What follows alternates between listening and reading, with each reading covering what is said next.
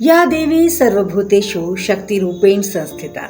नमस्तस्यै नमस्तस्यै नमस्तस्यै नमो नमः। आप सभी देवी भक्तों को आषाढ़ी गुप्त नवरात्रि की पावन अवसर की शुभकामनाएं। नमस्कार, आप देख रहे हैं कल्याणी के साथ ट्रेंडिंग न्यूज और मैं आपके लिए लेकर आई हूँ देवी उपासना की वो रहस्यमय कथा जिसकी चर्चा भक्तों की जुबान से नहीं बल्कि आत्मा की अनुभूति से होती है। दोस्तों, क्या आप जानते हैं कि नवरात्रि साल में सिर्फ 2 नहीं बल्कि 4 बार आती है। शारदीय नवरात्र, चैत्र नवरात्र और फिर वो रहस्यमयी नवरात्र जिसे हम कहते हैं गुप्त नवरात्रि। इसका नाम ही गुप्त है। क्यों?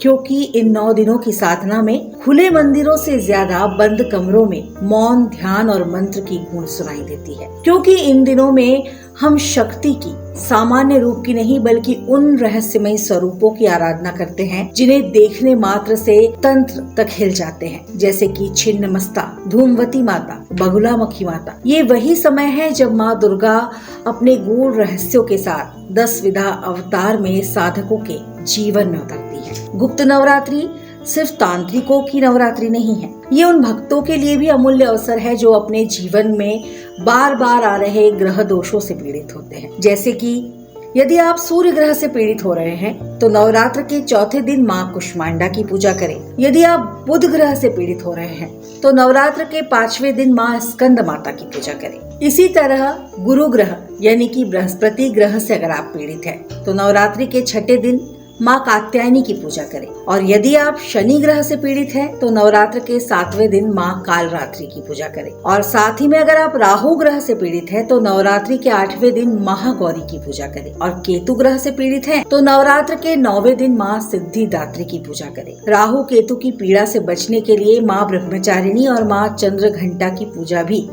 सहायक सिद्ध होती है। यानी हर दिन एक देवी शक्ति और हर शक्ति का स्वरूप एक समाधान। लेकिन ये साधना तभी सफल है जब आप पूरी श्रद्धा से मन, वचन और कर्म से उस देवी की शरण में जाएंगे। साथियों, गुप्त नवरात्रि में किया गया जब सामान्य दिनों के मुकाबले कई गुना फल देता है। क्यों? क्योंकि इन 9 रातों में देवियों की चेतना स्वयं पृथ्वी पर विचरण करती है। जो साधक इस दौरान मौन व्रत रखते हैं, जो दीपक की लौ को देखकर मां को स्मरण करते हैं, जो भजन नहीं बल्कि भाव में डूबते हैं, उनके भीतर शक्ति का ऐसा संचार होता है जो असंभव को भी संभव बना देता है। यकीन मानिए। तो साथियों, इस नवरात्रि माँ को सिर्फ पूजिए ही नहीं बल्कि माँ के भीतर उतरिए और देखिए माँ कैसे आपके जीवन में उतरकर आपके जीवन को बदल देती है। इसी के साथ हमारे चैनल को सब्सक्राइब करें और हमारे पेज को फॉलो करें। साथ ही लाइक करना और शेयर करना ना भूलें। जय माता दी।